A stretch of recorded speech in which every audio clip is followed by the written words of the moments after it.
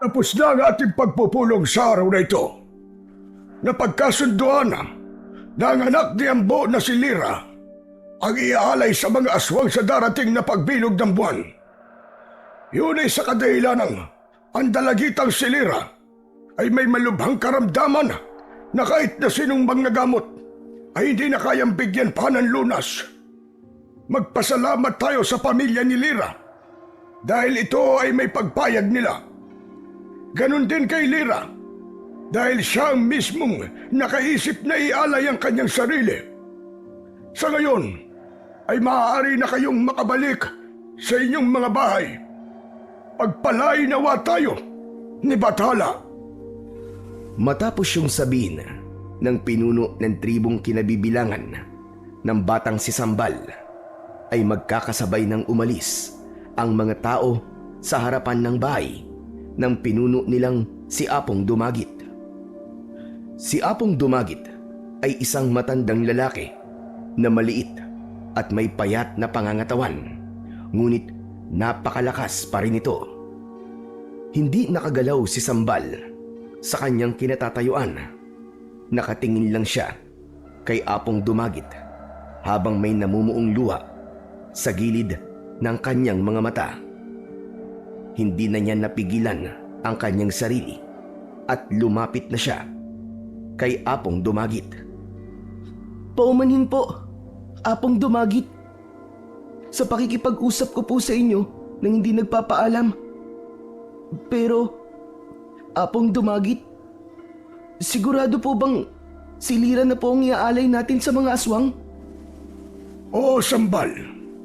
Yan ay napagkasunduan na ng mga matatanda at ilang may katungkulan dito sa ating tribo. Mismong mga magulang na din ni Lira ang nagsabi na bukal sa kanilang kalooban ang pag-aalay kay Lira. Marahil ay hindi na nila kayang makitang nahihirapan pa ang kanilang anak. Ikinalulungkot ko kung ang iyong pinsan na si Lira ang susunod na alay sa mga aswang. Isipin mo na lang na bago siya mawala, ay nailigtas niya ng 1 taon ang ating tribo mula sa mga aswang. Pero, Apong Dumagit, hindi po ba maaaring ihinto na ang ganitong tradisyon? Hindi po ba pwedeng ipakita natin sa mga aswang na kaya natin silang labanan? Sambal, bata ka pa. Hindi mo pa naiintindihan na ang pakikipaglaban sa mga aswang ay isang pagpapatiwakal. Ang ating tribo ay walang kakayahan na labanan sila dahil sila ay higit na malakas at mabangis kumpara sa atin. Paano niyo po nasabi yan, Apong Dumagit? Bakit po? Sinubukan niyo na po bang labanan ng mga aswang? Hindi pa naman po, di ba? Bumakas ang gulat sa muka ng pinunong si Apong Dumagit. Tila hindi ito makapaniwala na kayang magsalita ng isang batang kagaya ni Sambal ng ganoon. Marami po tayong mga kalalakihan dito sa ating baryo na sa tingin ko po ay kailangan lang po ng pagsasanay para matuto pong makipaglaban. Sayang po ang mga sandata nila kung gagamitin lang po sa paghuli ng mga hayop sa kagubatan. Bakit hindi po nila gamitin yun sa pakikipaglaban sa mga aswang? Hindi po ba? Naputol ang pagsasalita ni Sambal nang may humawak sa balikat niya mula sa kanyang likuran. Paglingon niya ay naroon ang lola dayang niya. Ang matandang babae na lamang ang kasama niya sa buhay.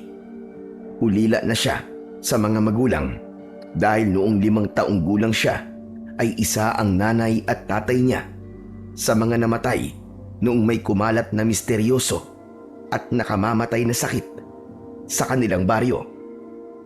Paumanhin po sa mga sinabi ng aking apo na si Sambal, Apong Dumagit. Hindi po niya alam ang kanyang mga sinasabi dahil siya ay bata pa lamang. Huwag niyo sana siyang parusahan, o kung parurusahan niyo man siya sa pagiging tampalasan niya, ay ako na lamang po ang inyong parusahan. Nakikiusap po ako sa inyo. Huwag kang mag-alala, Dayang. Wala akong balak na parusahan si Sambal. Sanay na ako sa kanya, sapagkat ganyan din ang kanyang ama. Hindi ba? Noong buhay pa ang tatay ni Sambal, ay nais din niyang lumaban tayo sa mga aswang. Dahil yun po ang dapat na matagal na po nating ginawa. Sambal, hindi kumbuka ang bibig mo. Hindi ka dapat ganyan magsalita kay Apong Dumagit. Sambal, sana ay maintindihan mo na hindi natin kayang labanan ng mga aswang. Mas marami man tayong mga tao kaysa sa kanila, ay kakaiba ang lakas nila kumpara sa atin. Mas makabubuti na isang buhay lang ang mawala kada taon, kaysa naman maraming buhay ang mawala kung sakaling simulan natin ang pakikipaglaban sa kanila. Sigurado ko na kapag lumaki ka na, ay maiintindihan mo ang aking sinasabi. Sige na, Dayang. Makakauwi na kayo ni Sambal. Maraming salamat po, Apong Dumagit. Ako na po bahalang magdisiplina sa aking apo. Sambal, tara na. Umuwi na tayo at marami pa tayong gagawin. Walang imik na sumama si Sambal sa kanyang lola Dayang pabalik sa kanilang kubo. Habang naglalakad ay hindi na niya napigilan ang pagtulo ng luwa niya dahil ang pinsan niyang si Lira ang susunod na iaalay sa mga aswang. Nakamulatan na ni Sambal ang tradisyon na yun sa kanilang tribo. Ayon sa lola niya, isang pugad ng aswang ang nasa gitna ng kagubatan. Ang mga aswang na yon ay nakipagkasundo na sa kanilang baryo. Upang hindi sumalakay ang mga ito, ay kailangan mag-alay sila ng isang buhay sa huling pagbilog ng buwan kada taon. Sambal po, alam kong masakit para sa iyo na si Lira ang iaalay natin sa mga aswang ngayong taon. Pero sana ay maunawaan mo na malapit na rin mawala ang iyong pinsan. Malubha ang kanyang karamdaman at wala na yung lunas. Nakausap ko pa po nung isang araw si Ate Lire. Sabi niya po, lalaban po siya at pipilitin niya magpagaling. Tapos, iaalay lang pala siya sa aswang. Sinabi lang yun ni Lira sa'yo para hindi ka malungkot, Apo. Sambal, isipin mo na lang na magkakaroon ng magandang kabuluhan ang buhay niya.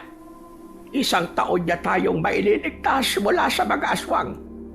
Habang buhay na maaalala ang pangalan ni Lira na isa sa mga nagsakripisyo para sa kaligtasan ng mas nakararami. Hindi ko po kaya mawala si Ate Lira, Lola. Sobrang malapit po kami sa isa't isa.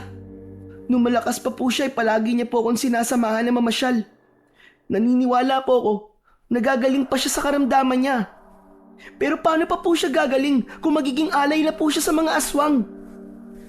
Marami na ang sumubok na pagalingin si Lira, Apo. Pero lahat sila ay sinabi na hindi nila kayang bigyan ng lunas at sakit ni Lira. Ang gawin na malapit siyang mawala. Mahirap. Pero may mga bagay na kailangan nating bitawan. Isa pa, hindi ka ba naaawa sa pinsan mo? Araw-araw siya dumadaing sa sakit dahil sa kanyang karamdaman. Isipin mo na kapag namatay na siya, ay makakapunta na siya sa paraiso. At doon ay wala na siyang sakit na mararamdaman. Tapos ano pong mangyayari pagkatapos po ng isang taon? Mag-aalay na naman po tayo ng isang buhay? Ganun na nga, dahil yan na ang ating tradisyon. Eh paano po, Lola? Kung isa na po sa ating dalawa ang mapipiling iaalay, papayag na lang po ba kayo, Lola? Huwag ka nga magsalita ng ganyan, Sambal. Tama na. Tumahimik ka na. Pero Lola, hindi po malabong mangyari yun. Lalo na't sina Apong Dumagit po ang magdidesisyon kung sakaling walang magboboluntaryong maging alay. May posibilidad po na isa sa atin ang mapipili na iaalay sa mga aswang. Hindi yan mangyayari. Ako na ang nagsasabi sa iyo, Apo. Mas mabuti pa po siguro na umalis na lang po tayo sa lugar na to, Lola. Manirahan na lang po tayo sa ibang lugar para makatakas na po tayo sa tradisyon ng baryong to. At saan naman tayo pupunta kung aalis tayo rito? Sige nga. Wala tayong ibang mapupuntahan. Isa pa, ang pag-alis sa lugar na ito ay pagtiwalag sa ating tribo. Isa yung kalapastanganan sa kinikilala nating Panginoon. Habang buhay na kamalasan ang mararanasan natin kung tayo ay titiwalag. Bakit? Hindi pa po ba habang buhay na kamalasan na ang nararanasan natin dito, Lola? Hindi po ba isang kamalasan na tayo ay sumusunod sa gusto ng mga aswang kahit pwede naman natin silang labanan? Tama na, Sambal. Tama na. Masyado ka pa bata para sa mga ganyang usapan. Ang importante ay hindi isa sa atin ang gagawing alay sa mga aswang ngayong taon. Nang makarating na sina Sambal sa kanilang kubo, ay doon na naputol ang pag-uusap nila ng kanyang lola Dayang. Kinuha na ng lola niya ang mga marurumi nilang damit at umalis ito upang maglaba sa ilog. Habang si Sambal naman ay malungkot na naupo sa hagdan, paakyat sa kanilang maliit na kubo. Labis ang kalungkutan ni Sambal dahil hindi niya inakala na ang malubhang sakit ng pinsan niyang si Lira ang magiging dahilan upang maging alay ito sa mga aswang. Simula noon ay araw-araw nang malungkot si Sambal. Habang papalapit ang gabi ng pag-aalay, ay mas lumalaki ang takot niya para sa kanyang pinsan. Dahil doon ay madalas na nakatulala si Sambal kahit nasa gitna siya ng kanyang gawain. Kagaya na lang ng umagang yon, inutusan si Sambal ni Lola Dayang na ibilad ang mga karne ng baboy. Pero dahil biglang pumasok sa isip niya ang mangyayari sa kanyang ate Lira, ay bigla siyang napatulala. Nagulat na lang siya nang marinig ang pagsigaw ni Lola Dayang. Sambal! Ano't kanina ka pang nakatulala dyan? Hindi ibibilad ng mga karne ang sarili nila. Kaya ibilad mo na ang mga yan. Kumilos ka na! Pasensya na po, Lola. Bigla ko po kasing naisip si Ate Liri. Sigurado po ako na natatakot siya kasi ilang gabi na lang po ay iaalay na po siya sa mga aswang. Gusto rin ni Lira na siya ang magigalay. Masaya siya sa pagsasakripisyo na kanyang gagawin. Kaya huwag ka na mag-isip ng kung ano-ano pa. Kahit na po, Lola. Alam ko na kung si Ate Lira po ang masusunod ay gusto pa niyang mabuhay ng mas matagal. Lola, pwede ko po bang dalawin si Ate Lira ngayon? Hindi na tumatanggap ng bisita ang mga magulang ni Lira sa dahilang hindi ko alam. Kaya mas makabubuti na wag mo na siyang dalawin. Igalang na lang natin ang desisyon ng nanay at tatay niya. Sayang naman po. Akala ko po'y makikita ko po si Ate Lira bago man lang siya mawala. Saka na ka natin pag-usapan ang bagay na yan. Unahin mo munang ibilad yung mga karne at sayang ang init ng araw. Ipinagpatuloy na ni Sambal ang kanyang ginagawa. Ngunit kahit abala ang kanyang katawan sa pagbibilad ng karne, ay laman ng utak niya ang kahindik-hindik na mangyayari sa kanyang pinsan. Kinagabihan, matapos maghapunan, ay lumabas si Sambal. Naupo siya sa duyan na nakasabit sa isang puno ng mangga na nasa harapan ng kanilang kubo. Payapa at napakatahimik ng gabi. Alam niya na ang kapayapaan na yon ay dahil sa isang buhay na inalay nila nung nakaraang taon. At yun ay magpapatuloy dahil sa pag-aalay ni Lira sa buhay nito sa mga aswang. Napatingin si Sambal sa buwan. Napakaliwanag nun, kahit hindi yun ganap na bilog. Maya-maya ay lumapit si Lola Dayang sa kanya. Nandito ka lang pala, Apo. Akala ko kung saan ka na naman nagpunta. Hindi ka pa ba matutulog? Mamaya na po ako matutulog, Lola Dayang. Hindi pa po ako inaantok eh. O siya, sige. Basta wag kang magtatagal dito, ha? Lola, 2 gabi na lang po pala. Ay gabi na po ng pag-aalay, di ba? Oo. Bakit mo naman naitanong? Ano po kaya kung itakas po natin si Ate Lira? Dalhin po natin siya sa ospital sa bayan. Malay niyo po, mapagaling po siya ng mga doktor doon. Mabagin langit. Ano nag-iisip ka ng ganyang bagay? Alam mo ba kung ano mangyayari sa ating baryo kapag wala tayong naialay sa mga aswang? 1 taon silang sasalakay at panigurado na maraming buhay ang mawawala. Bakit ba hindi mo nalang tanggapin ang kapalaran ng pinsan mo? Eh di, kung sumalakay po sila, labanan po natin sila. Kung makapagsabi ka ng labanan ng mga aswang, ay parang nakikipaglaro ka lang. Minsan nang walang naialay ang baryong ito sa mga aswang at hindi naging maganda ang kinalabasan nun. Marami ang namatay dahil halos gabi-gabing sumalakay dito ang mga aswang. Mabuti na lang at hindi ka pa ipinapanganak nang mangyari iyon. Marami pong namatay nun kasi hindi po kayo lumaban. Malakas po ang loob ng mga aswang kasi alam po nila na hindi tayo lalaban sa kanila. Pero kung makikita po nila na hindi na tayo pumapayag sa gusto nilang mangyari, sila po ang matatakot sa atin, panigurado yun. Kanino ka pa talagang nagbanang bata ka? At kung magsalita ka para ka ng matanda. Ewan ko po. Hindi ko rin po alam.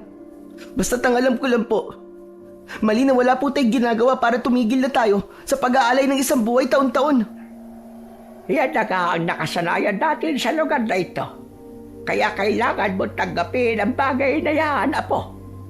Ang importante ay binibigyan pa rin tayo ni Bathala ng pagkakataon na mabuhay. Sige na, babalik na ako sa loob. Sumunod ka na sa akin maya-maya. Huwag ka magtatagal dito dahil masyadong malamig. Baka ikaw ay sipunin. Nang bumalik sa loob ng kubo, si Lola Dayang ay muling tinignan ni Sambal ang buwan. Alam niya na para sa mga taong hindi nakatira sa baryo nila ay napakaganda kapag bilog na bilog ang buwan. Ngunit para sa kanila ay isa yung senyales na may isang buhay na naman ang kailangang mawala. May bigat na naramdaman si Sambal sa kanyang dibdib. Naitanong niya sa Diyos kung kailan matatapos ang pag-aalay na ginagawa nila sa mga aswang. Naisip niya na kung may magagawa lang sana siya para ihinto na yon, ay matagal niya nang ginawa. Ngunit alam niya sa kanyang sarili na wala siyang magagawa, lalo na't bata pa lamang siya. Hanggang sa sumapit na ang gabing kinakatakutan ni Sambal. Bilog na ang buwan at ang liwanag nun ay tumatanglaw sa kanilang baryo.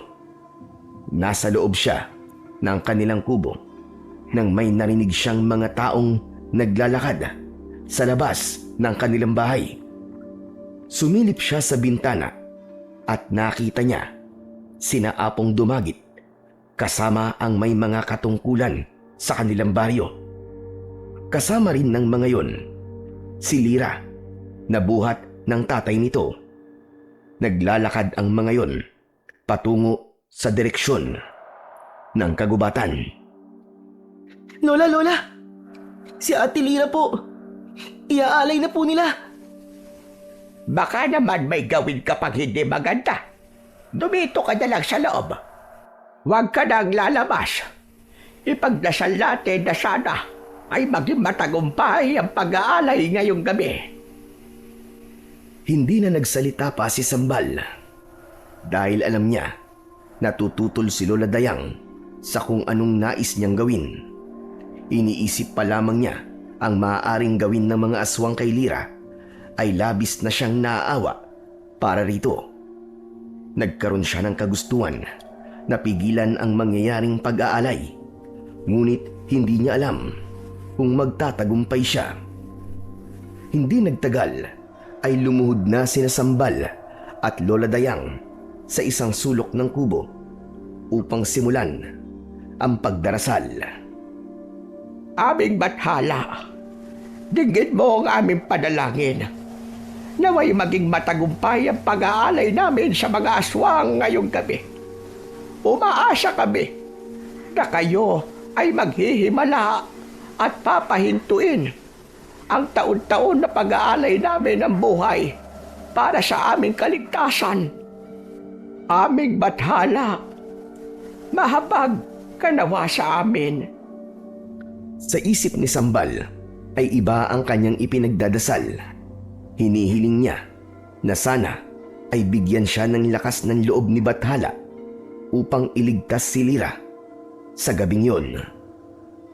Lola, sandali lang po ah. Gagamit lang po ako ng palikuran. Talagang ngayon mo pa naisipan ang bagay na yan. Alam mo namang nasa gitna tayo ng pagdarasal. Diyan ka lang at magdasal ka. Pero hindi ko na po talaga kayang tiisin eh. Sige po kayo, baka mamaya dito pa po ako magkalat. Babaho po rito at mahihirapan po kayo maglinis. Sa naula ka, bata ka. Ay, sige na, sige na. Bilisan mo at bumalik ka na kagad dito. Dumayo si Sambal mula sa pagkakaluhod. Lumabas siya at nagtungo sa likod ng kubo kung saan naroon ang palikuran. Pero hindi siya pumasok sa palikuran. Bagkus ay dumaan siya sa kasukalan na nasa likod ng kubo at tinahak niya ang daan papunta sa kagubatan kung saan mangyayari ang pag-aalay. Patawarin niyo po ako, Lola. Pero hindi ko po kayang hayaan na ialay si Ate Lira sa mga aswang. Mabilis na tumakbo si Sambal. Sapat na ang liwanag na nagmumula sa buwan para makita niya ang kanyang dinadaanan. Isinantabi muna niya ang takot dahil hindi yun makakatulong sa kung anong nais niyang gawin sa gabing yon. Hindi nagtagal ay nakarating na si Sambal sa loob ng malawak na kagubatan. Mula sa hindi kalayuan ay nakita niya ang mga taong may dalang sulo na may sinding apoy. Sinundan niya ang mga yon. Maya-maya pa ay huminto ang mga tao sa harapan ng isang matanda at malaking puno ng balete. Nagtago naman si Sambal sa likod ng isang puno habang pinapanood niya ang mga mangyayari. Nasa unahan si Apong Dumagit. Ibinaba si Lira ng tatay nito sa lupa. Sa labis na panghihina ni Lira ay hindi na yun gumagalaw. Nagsimulang umiyak ang tatay ni Lira. Huwag kang mag-alala, Ate Lira. Ililigtas kita. Tinatawag ko ang hari ng mga aswang na si Gubatan. Narito na kami upang ihandog sa iyo ang isang buhay. Kunin mo ang aming alay para sa iyo. Nakaramdam ng kakaibang kilabot si Sambal. Narinig niya sa malayo ang magkakasabay na yabag ng mga paa hanggang sa isa-isang lumitaw sa harapan ni Apong Dumagit ang mga aswang. Lahat ay naglalaway at nanlilisik ang mga mata. May matutulis na mga kuko ang mga aswang. Kulay itim ang balat at ang mga ngipin ay parang malalaking talim ng lagari. Yun ang unang beses na nasaksihan ni Sambal ang pag-aalay sa mga aswang dahil tanging sina Apong Dumagit at ang mga may katungkulan lamang ang sumasama roon. Hanggang sa isang mas malaking aswang ang dumating. Nakasuot yun ng bag at meron yung malaking dalawang sungay na parabang sa kalabaw. Siya siguro ang hari ng mga aswang na si Gubatan. Nakakatakot pala ang itsura niya. Ako ay nagagalak na hindi kayo nakakalimot sa inyong tungkulin. Nasaan na ang inyong alay? Ang dalagitang yan, ang aming alay, Gubatan. Kunin mo na siya. At sana ay tumupad pa rin kayo sa ating kasunduan. Huwag kang mag-alala, Dumagit. May isa akong salita. Dahil sa inyong alay ngayong kabilugan ng buwan, ay 1 taon namin kayong hindi sasalakayin. Asahan ninyo na walang kahit isang aswang ang kukuha ng buhay sa inyong baryo. Hindi pwede to. Hindi ko pwedeng hayaan na ialay nila si Ate Lira. Kailangan kumilos na ako. Sa kabila ng takot na nararamdaman ni Sambal, ay lumabas siya sa kanyang pinagtataguan. Mabilis siyang tumakbo, papunta kina Apong Dumagit. Nang akmang kukunin na ni Gubatan si Lira, ay iniharang niya ang kanyang sarili. Ibinuka niya ang mga braso at kamay niya. Diretso niyang tinignan si Gubatan sa malaki at namumula nitong mga mata. Sambal! Anong ginagawa mo rito? Di ba't mahigpit kong ipinagbabawal na sumama kahit na sino sa gabi ng pag-aalay, maliban sa mga may katungkulan? Pasensya na po kayo. Pero hindi ko po talaga kayang hayaan na ialay niyo po si Ate Lira. At sino naman ang batang ito? Ano't may lakas ka ng loob na gambalain ang gabi ng pag-aalay? Haring Gubatan! Ako po si Sambal. Pinsan ko po ang iaalay sa inyo ngayong gabi. Pasensya na po sa pagputol ko sa gabi ng pag-aalay. Pero makikiusap po ako sa inyo. Huwag niyo pong tanggapin ang aking pinsan. Mahalaga po siya sa akin. At hindi ko po kaya na mawala siya. Kahanga-hanga ka, bata. Napakalakas ng iyong loob. Pero sa tingin mo ba, ay pagbibigyan ko ang iyong pakiusap? Umalis ka dyan, dahil kung hindi, ikaw ang aking kukunin. Kung ganun po, ay ako na lang po ang kunin niyo. Handa po akong ipalit ang aking sarili bilang alay sa inyo. Sambal! Ano ba sinasabi mo? Gubatan! Huwag mong pakinggan ang sinasabi ni Sambal dahil bata pa siya. Hindi pa niya alam ang kanyang sinasabi. Umalis ka na dyan, Sambal! Umuwi ka na sa iyong lola! Bilisan mo! Naging matigas si Sambal. Hindi siya umalis sa kanyang kinatatayuan. Doon na inutusan ni Apong Dumagit ang mga kasama nito na alisin si Sambal. Lumapit ang mga lalaki sa kanya at dahil sa maliit siya kumpara sa mga yon, ay napakadali siyang nabuhat ng mga ito. Inilayo siya ng mga lalaki at nagsimula na siyang magwala habang umiiyak. Pakawalan niyo ako! Ate Lira! Huwag kang pumayag na ialay ka nila, Ate Lira! Abot tumagin, parang awa mo na! Huwag mong gawin yan! Huwag mong gawin yan kay Ate Lira! Kahit anong sigaw na gawin ni Sambal, ay hindi nun napigilan si Gubatan sa pagkuha kay Lira. Isinampay nito ang nangihinang katawan ng dalagita sa balikat nito. At saka ito mabilis na nawala sa paningin nilang lahat. Walang tigil sa pagsigaw si Sambal habang patuloy siyang inilalayo ng mga lalaking may hawak sa kanya. Nang makarating na sina Sambal sa bukana ng kagubatan, ay doon na siya binitiwan ng mga lalaki. Panay pa rin ang iyak niya. Hindi mawala sa isip niya ang ginawang pagkuha ng mga aswang sa kanyang pinsan. Masakit para sa kanya na hindi niya ito nagawang iligtas. Maya-maya pa ay dumating na si Apong Dumagit. Lumapit ang matanda kay Sambal. Halika na!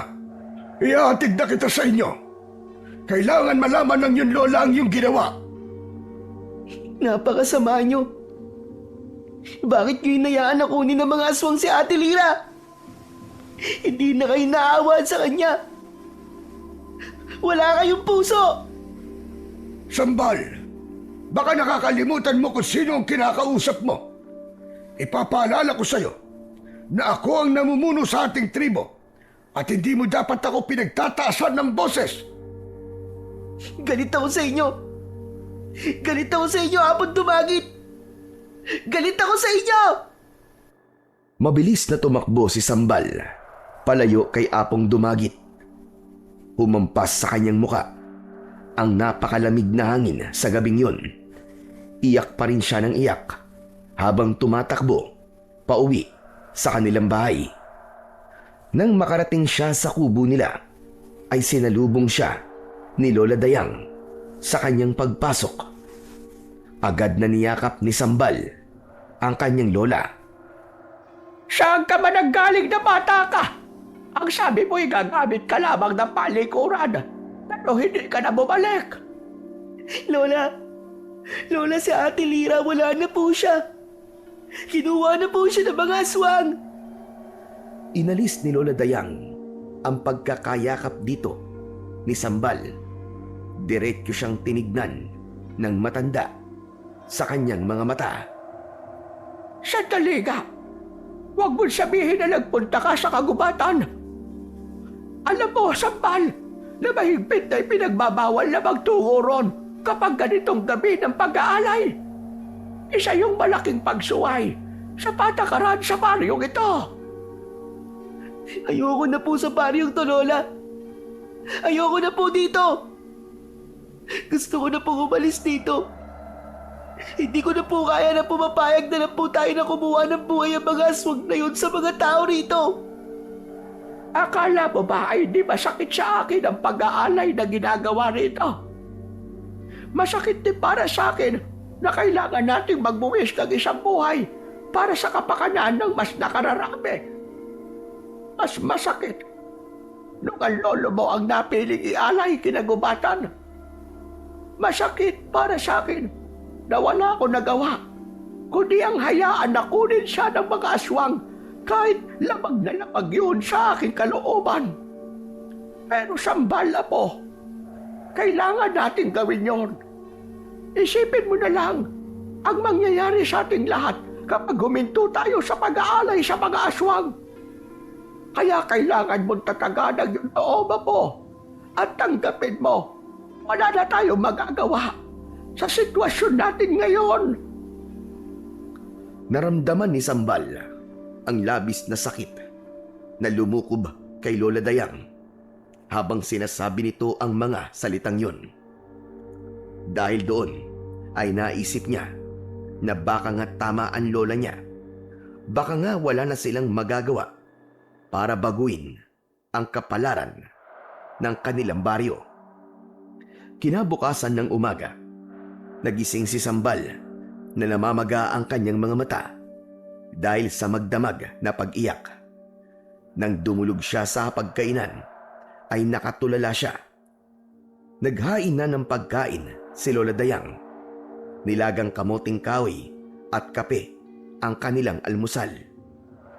Kumain ka na. Kumusta ka na pala, Apo? Hindi pa rin po ako makapaniwala na wala na po si Ate Lira. Hindi ko na po maririnig yung pagtawa niya kahit nanghihina na siya. Wala na po akong makakausap tungkol sa mga pangarap ko. Ang isipin mo na lang ay nasa mas magandang lugar na ngayon ang espiritu ng iyong Ate Lira. Yun ay isa na siyang bayani para sa ating lahat. Dahil isinakripisyo niya ang kanyang buhay para sa atin. Siguro, kung malakas lang po ako, napigilan ko po ang pag-aalay kagabi. Baka hanggang ngayon, ay buhay pa po si Ate Lira. Kung napigilan mo pag-aalay, Sambal, malamang 1 taon tayong mabubuhay sa takot dahil sa pagsalakay ng mga aswang. Nang sandaling yon, ay natigilan si Sambal Nang narinig nila ang pagtawag ni Apong Dumagit sa labas, makahulugang tumingin si Lola Dayang kay Sambal bago ito tumayo at lumabas ng kubo. Hindi nagtagal ay bumalik ang lola niya at kasama na nito si Apong Dumagit. Naupo ang dalawa na parehas na nasa harapan ni Sambal. Napayuko si Sambal. Hindi niya magawang tignan ng diretso si Apong Dumagit dahil alam niya ang dahilan kung bakit ito nagpunta sa bahay nila. Saluhan mo muna kami sa aming almusal, Apong Dumagit. Maraming salamat. Pero kumain na ako bago magtungo rito. Siguro naman ay naikwento na sa'yo ni Sambal ang kasalanang nagawa niya kagabi. Nabanggit niya sa akin na nagpunta siya sa gabi ng pag-aalay. Alam ko na ang nagawa ni Sambal ay isang malaking paglabag sa ating patakaran. Pero sana ay intindihin niyo na lamang ang aking apo. Pinsan niya si Lira at malapit siya rito. Masakit para sa kanya ang pag-aalay kay Lira sa mga aswang. Patawarin niyo na siya, Apong Dumagit. Kung sakali na siya ay mapaparusahan, ay ako na lamang ang aako ng parusa na ipapataw niyo sa kanya. Dayang, kung palagi mong aakuin ang kaparusahan sa kasalanan ng iyong apo, ay hindi siya matututo at hindi siya magkakaroon ng takot sa mga alituntunin dito sa ating baryo. Ngunit sa aking palagay, ay hindi sinabi sa iyo ni Sambal ang buong pangyayari kagabi. Tama ba ako? Sambal, anong ibig sabihin ni Apong Dumagit? Ano pang mga ginawa mo sa gabi ng pag-aalay? Hindi na umangat ang ulo ni Sambal mula sa pagkakayuko. Sigurado siya na kapag nalaman ng lola niya ang buong pangyayari, ay labis itong magagalit sa kanya. Bakit hindi ka makapagsalita? Sagutin mo ang tanong ko. Ano pang mga ginawa mo kagabi?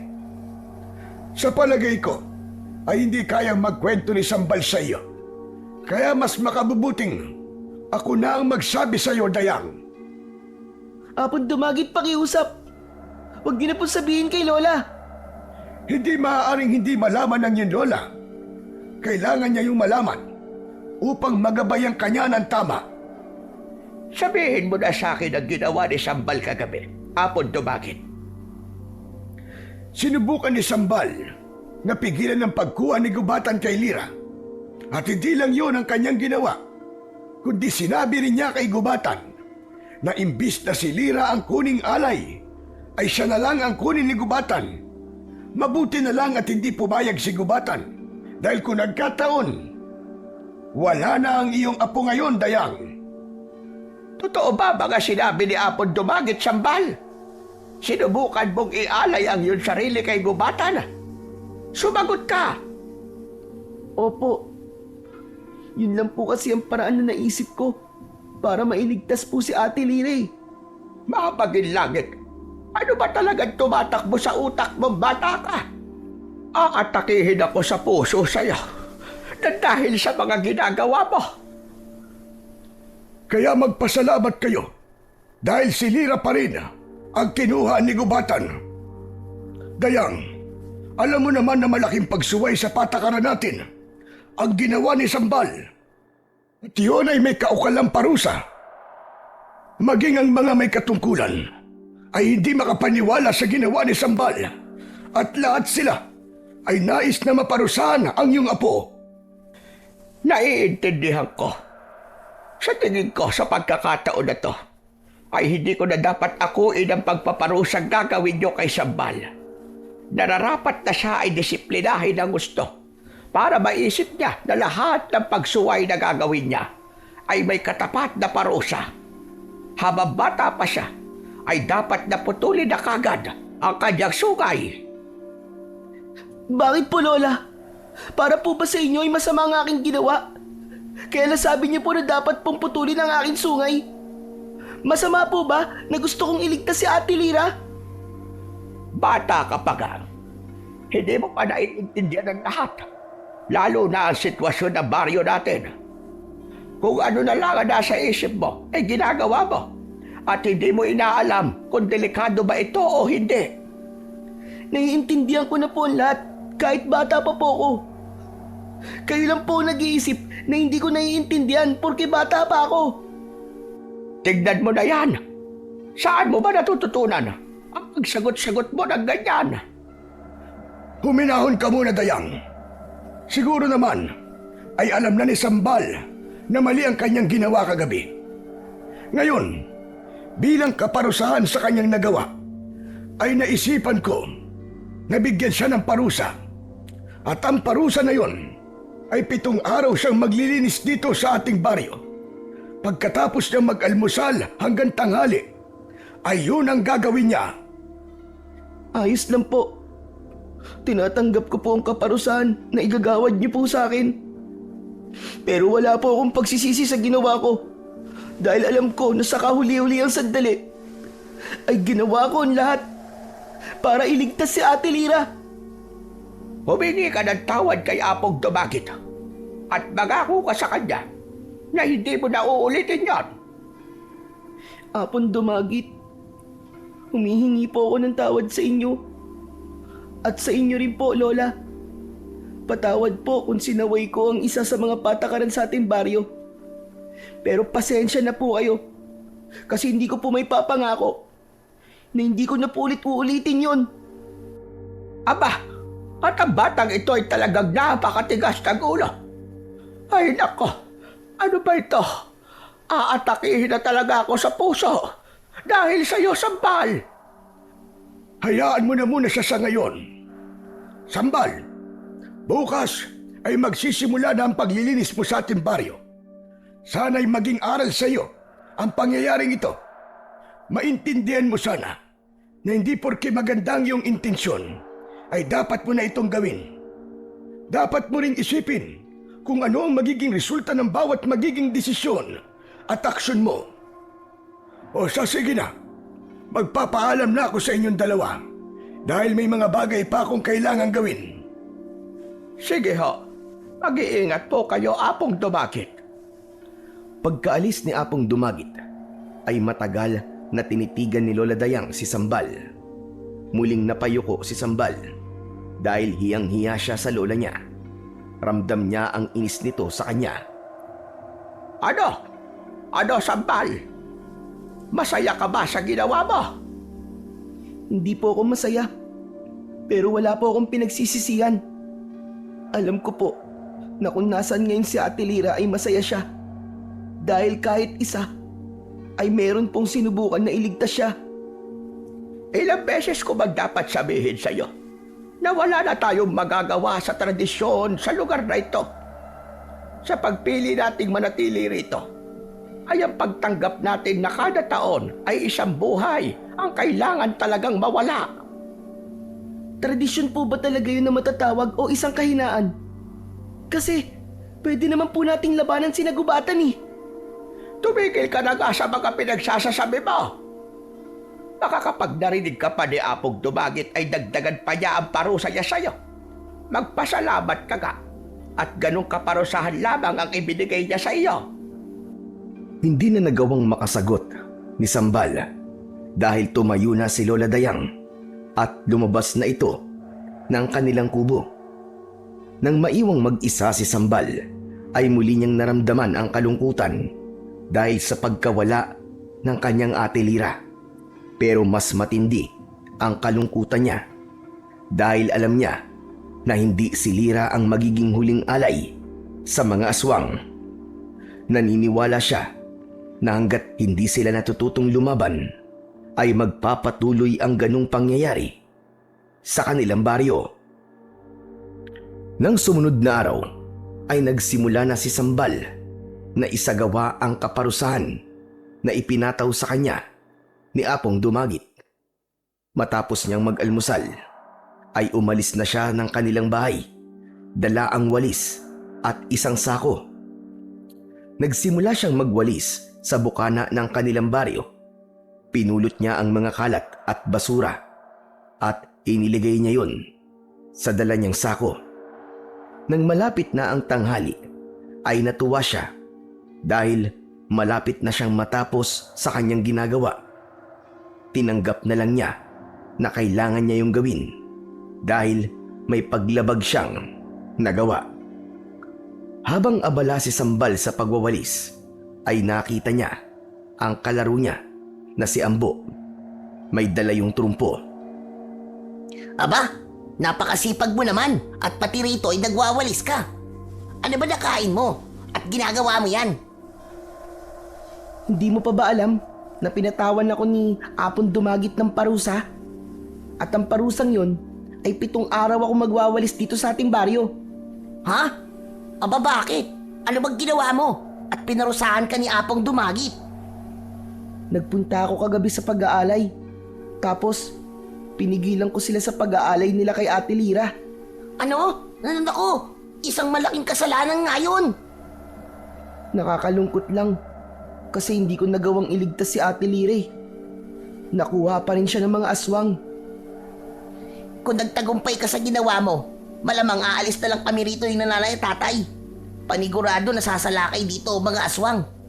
Ano ba kasing naisip mo at ginawa mo yun? Alam mo kung gaano kami kalapit ni Ate Lira, di ba?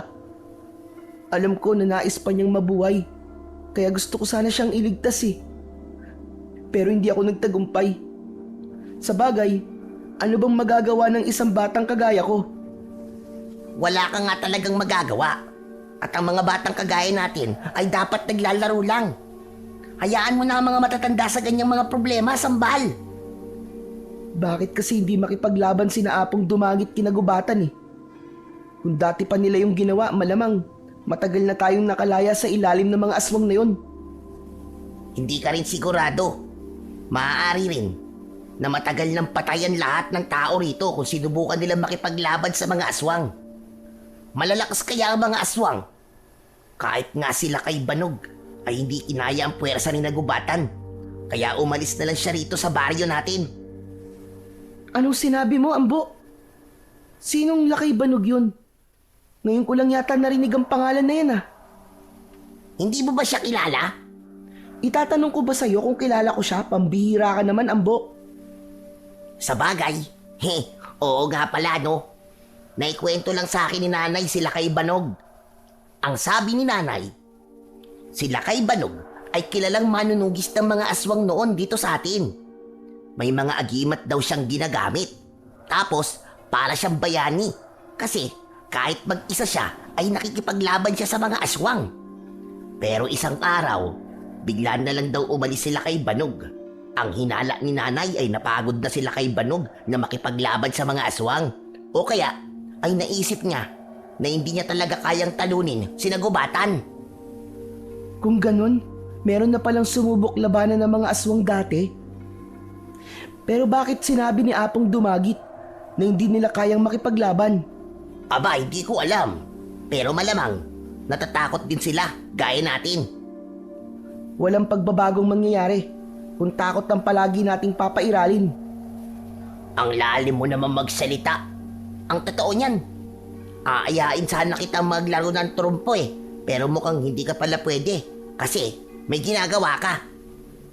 Mamayang hapon na lang tayo maglaro, Ambo. O sige, sa iba na muna ako makikipaglaro ngayon. Magpunta ka na lang sa bahay namin mamaya kapag wala ka ng ginagawa. Matapos yun, ay naglakad na palayo si Ambo.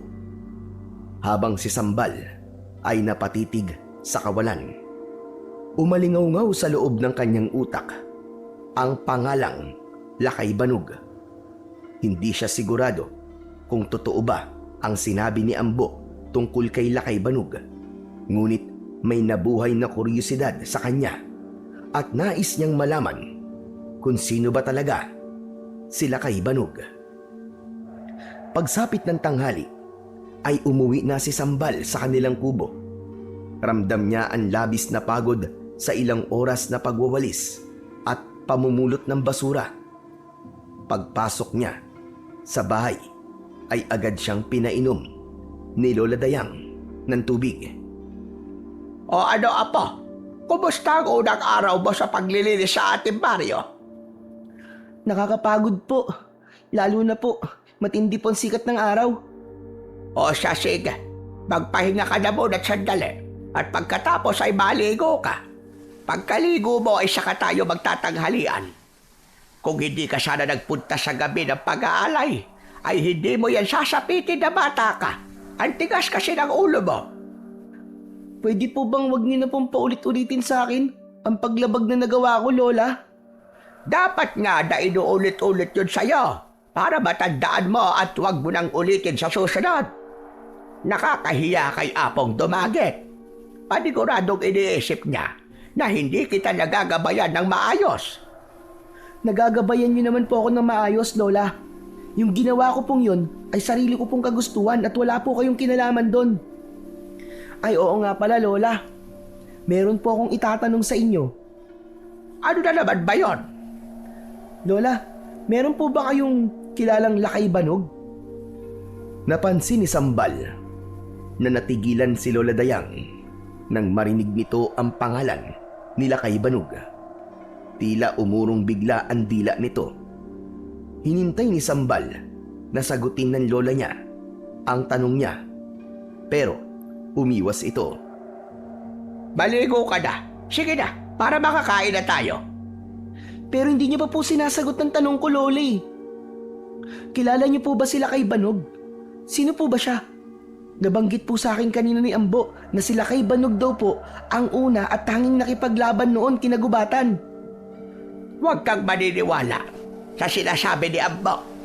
Malamang ay inimbento lamang niya yan. Sige na. Maligo ka na, bilisan mo na.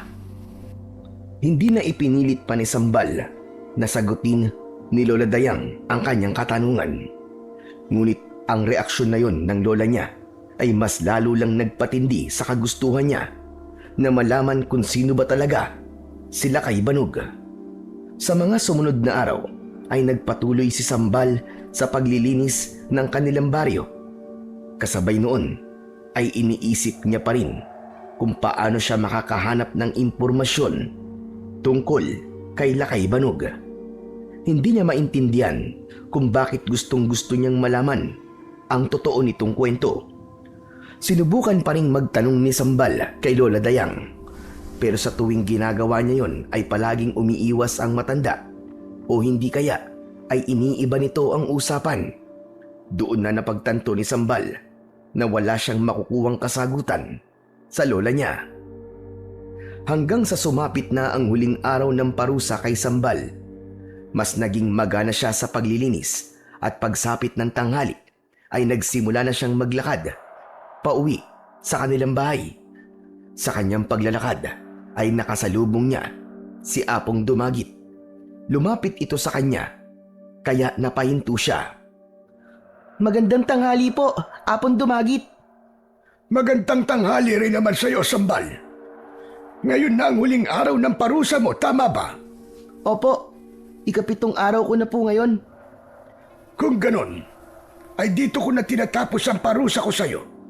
Simula sa araw na to, ay di mo na kailangan maglinis pa sa ating baryo. At bilang pagbati dahil natapos mo ang kaparusahang ipinataw ko sa iyo, ay iniimbitahan kita na mananghalian sa aking kubo. Maraming salamat po. Pero sigurado po ako na naghihintay na po sa akin si Lola Dayang eh. Kaya tatanggihan ko po muna ang inyong paanyaya. Pasensya na po, Apong Dumagit. Nakausap ko na ang iyong lola at pumayag na siya. Kaya wala kang dahilan para tanggihan ako. Hala, sige na, halika. Sumunod ka sa akin. Tumalikod na si Apong Dumagit at naglakad patungo sa bahay nito. Wala nang nagawa si Sambal kundi sundan ang matandang lalaki. Nang makarating na sila sa bahay ni Apong Dumagit, ay agad itong naghain ng kanilang pananghalian. Wala roong lamesa, kaya sa sahig na kawayan sila umupo upang doon ay kumain. Isang palayok na may kanin at isang palayok pa na may sinabawang hito ang inihain ni Apong Dumagit sa batang si Sambal. Huwag kang mahihiya, Sambal. Kumain ka hanggat gusto mo. Sana ay magustuhan mo ang aking niluto. Isa pong malaking karangalan na makasabay ko po kayo sa pananghalian, Apong Dumagit. Matapos ang maikling dasal ng pasasalamat para kay Bathala, ay pinagsaluhan na ni Sambal at Apong Dumagit ang masarap na pananghalian. Sa totoo lang, humahanga ako sa iyong tapang, Sambal. Kahit bata ka pa lang, ay napakarami mo nang ipinaglalaban. Ngunit palagi mong tatandaan na hindi dapat palaging lumalaban. May mga pagkakataon na mas makabubuti na sumunod ka na lamang kahit ito ay labag sa iyong kagustuhan. Kung yun naman ang paraan para mailigtas mo ang buhay ng mas nakararami. Kaya po ba kahit minsan ay hindi niyo po naisipang labanan ng mga aswang? Kung alam mo lang, ilang beses nang pumasok yan sa aking isipan bilang pinuno ng ating tribo. Hindi ko gusto na mamamatay ako, na iiwan kayo na patuloy na nagpapaalipin sa mga aswang.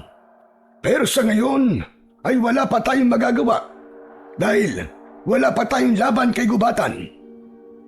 Pero ano po bang nararamdaman niyo sa tuwing may inaalay kayo kay Gubatan? Alam ko po na maraming beses niyo na yung ginawa. Kaya nais ko pong malaman kung ano po ang tumatakbo sa isip niyo tuwing gabi po ng pag-aalay. Masakit para sa akin ang bawat gabi ng pag-aalay. Masakit sa akin na isang buhay ng taga rito sa atin ang kailangan mawala. Lalo na't noong naging pinuno niyo ako, ay sumumpa ako na gagawin ko ang lahat para kayo ay aking protektan. Hindi ko nga lamang ipinapakita na ako'y nasasaktan dahil ang gusto ko ay makita niyo akong matatag. Natahimik si Sambal sa mga nalaman niya kay Apong Dumagit, at sa pananahimik niya ay bigla niyang naalala ang tungkol kay Lakay Banog at nagkaroon siya ng kagustuhan na magtanong kay Apong Dumagit. Nagkaroon siya ng pag-aalinlangan nung una dahil baka gaya ni Lola Dayang ay wala rin siyang makuwang sagot dito. Pero naisip niya na wala namang mawawala sa kanya kung susubukan niyang magtanong kay Apong Dumagit. Apong, hindi po ba matagal na po kayong nakatira rito sa ating baryo? Abay, oo naman. Dito ako ipinanganak at hanggang ngayon ay nandito pa rin ako. Malamang sa lugar na rin ito ako babawian ng buhay. Kung ganun po, lahat po ng mga importanteng tao at kaganapan po sa baryong to nasaksihan nyo. Apong Dumagit, kailan po ba nagsimulang sakupin ni Gubatan ng ating baryo? Abay, napakatagal ng panahon. Simula nang dalhin ng mga aswang ang takot at kaguluhan dito sa atin, Sambal. Hindi ka pa ipinapanganak noon. Kung tama ang aking pagkakakwenta, ay humigit kumulang na 20 taon na rin ang nakakalipas. Hala, napakatagal na po pala, no? May itatanong pa po pala ako sa inyo. May nakapagsabi po sa akin na noon may isang lalaki po nakipaglaban sa mga aswang. Ang pangalan daw po niya Lakay Banog. Kilala niyo po ba siya? Natigilan sa pagkain si Apong Dumagit, at makalipas ang ilang sandali ay ngumiti ito. Hindi ko na matandaan kung kailan ko huling narinig ang pangalan na yan.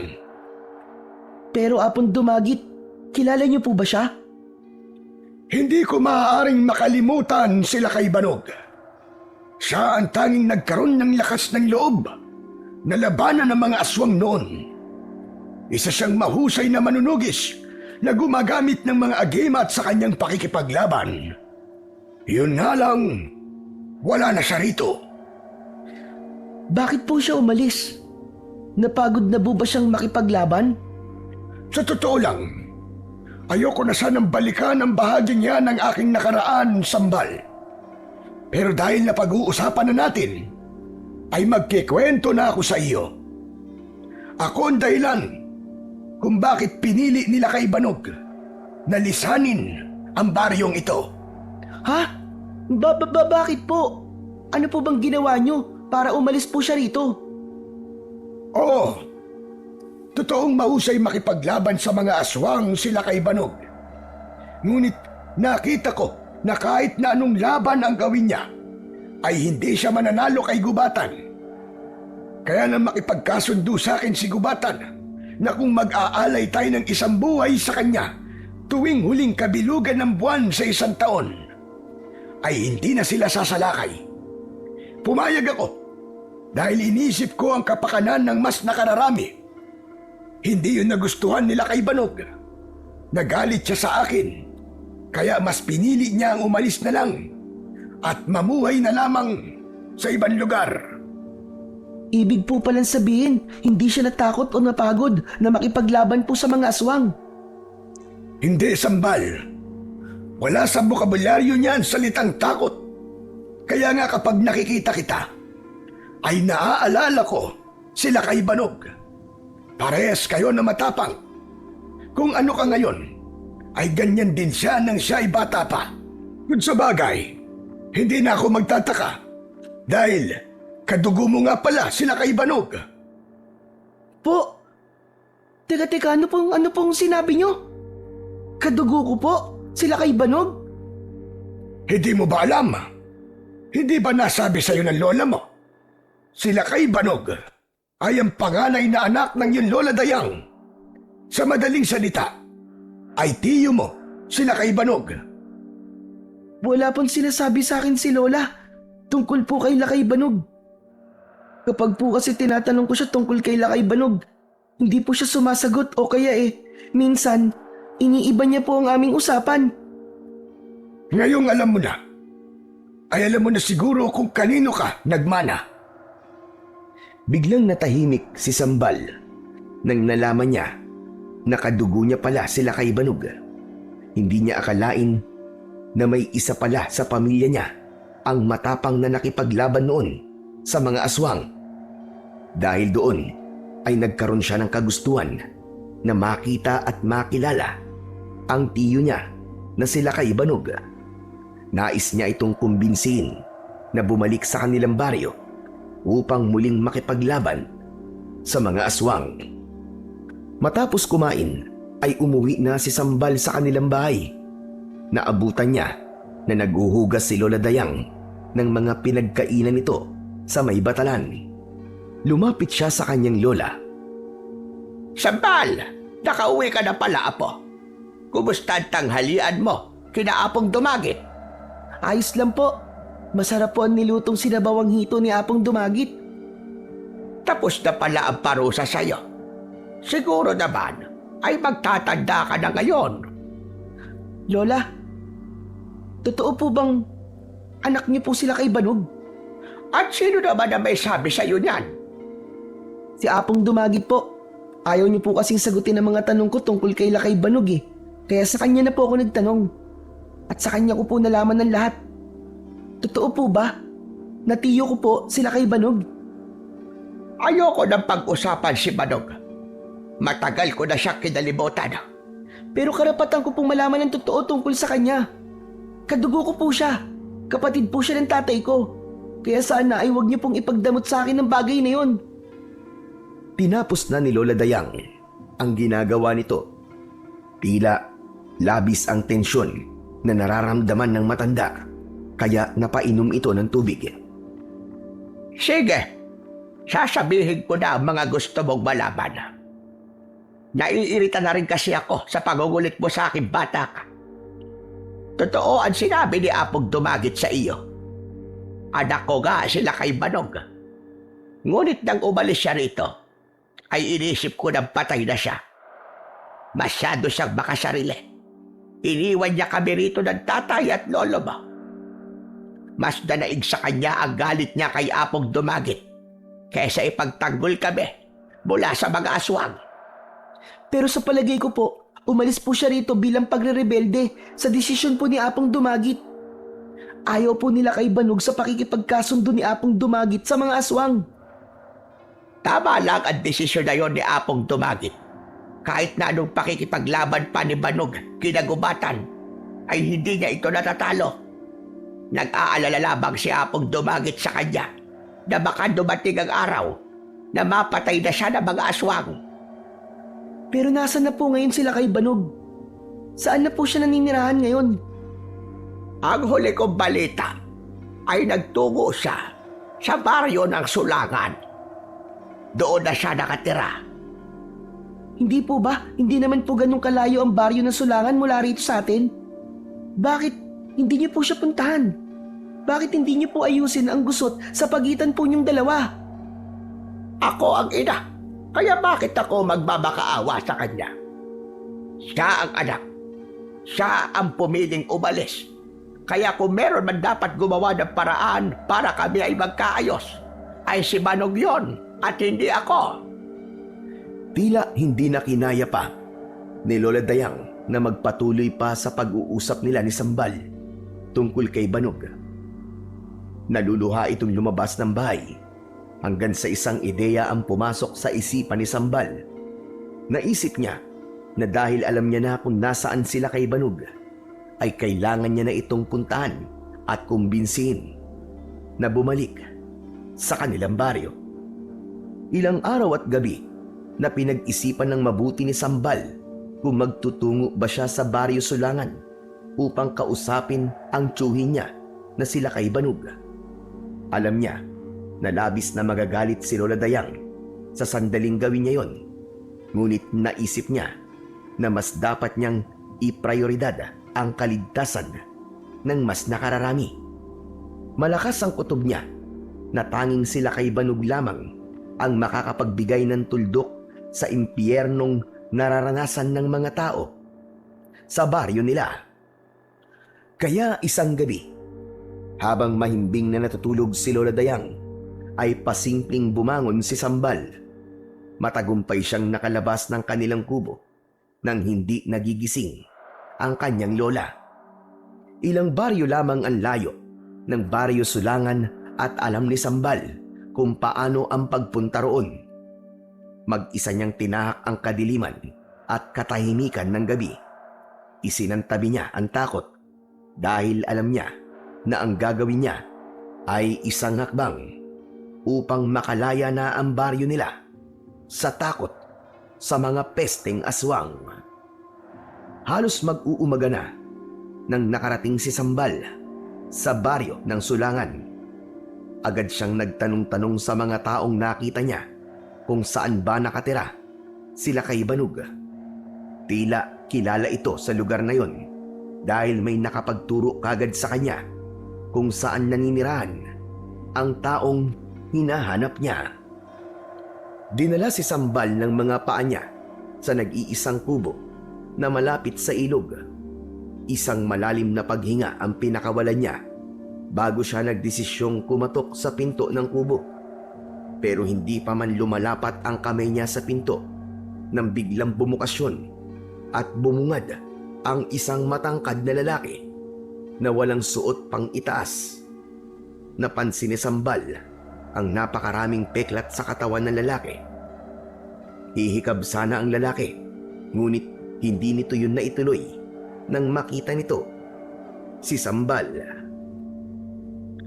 Bata, sino ka ba? At anong ginagawa mo rito ng ganito kaaga? Teka sandali. Bakit parang magkahawig yata tayo? Ganyan na ganyan din ang mukha ko nung nasa ganyang edad ako. Teka sandali. Huwag mong sabihin na anak kita sa isa sa mga babaeng nakasiping ko nun. Ikaw po ba si Lakay Banog? Ako nga. Magsabi ka. Ikaw ba ay anak ko, ha? Sumagot ka kagad at kinakabahan ako sa'yo eh. Hindi po. Ako po pala si Sambal. Apo po ako ni Lola Dayang. Pamangkin niyo po ako. Biglang sumeryoso ang muka ni Lakay Banog. Matiim nitong tinignan si Sambal na para bang sinisiguro nito kung nagsasabi ba siya ng totoo o hindi. Mabuti na lang at hindi kita anak. Akala ko'y magkakaroon na ako ng responsibilidad eh. Ngayon ay alam ko na kung bakit kahawig kita. Oh, ano bang kailangan mo sa akin?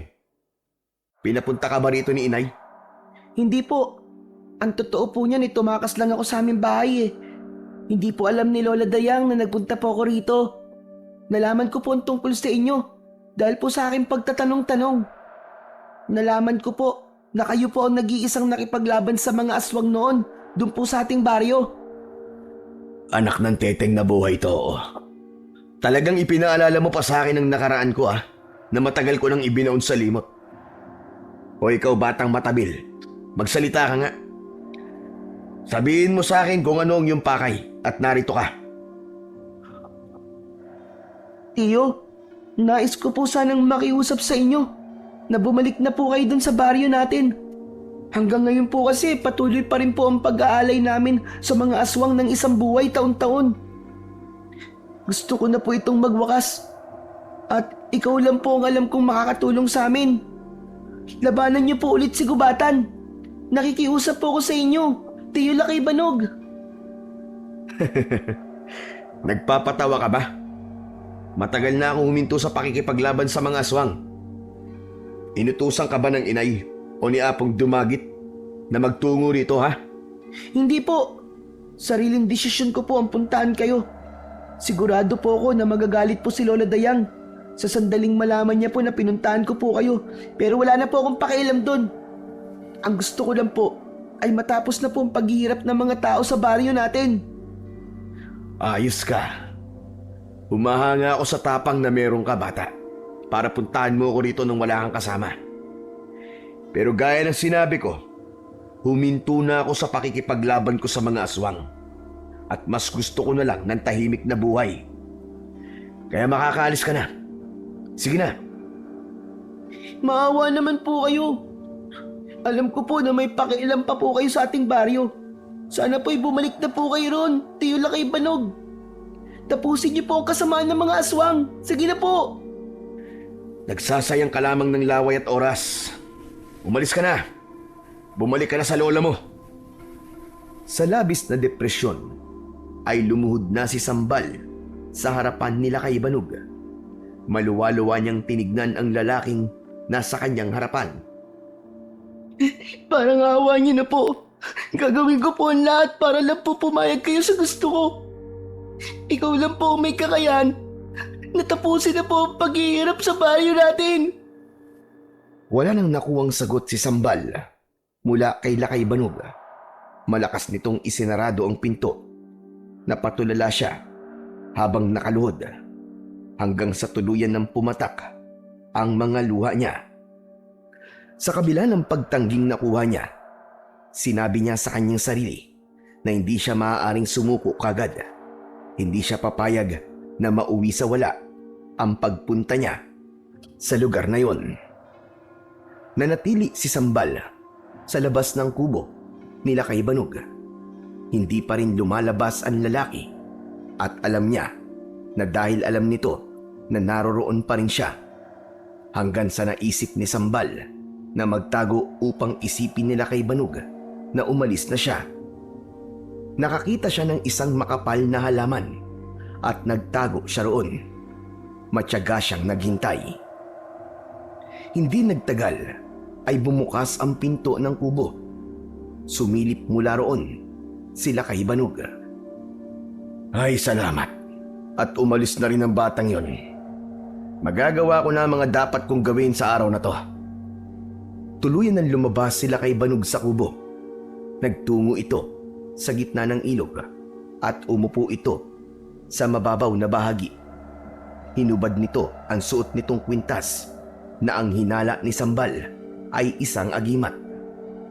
Pumikit si Lakay Banog habang umuusal ng dasal. Hawak nito ang palawit ng kwintas nito. Anong ginagawa niya? Bakit niya dinadasalan ng agimat niya? Matapos yung gawin ni Lakay Banog, ay tumayo ito at nagsimula itong gumalaw na parabang may kinakalaban ito na hindi niya nakikita.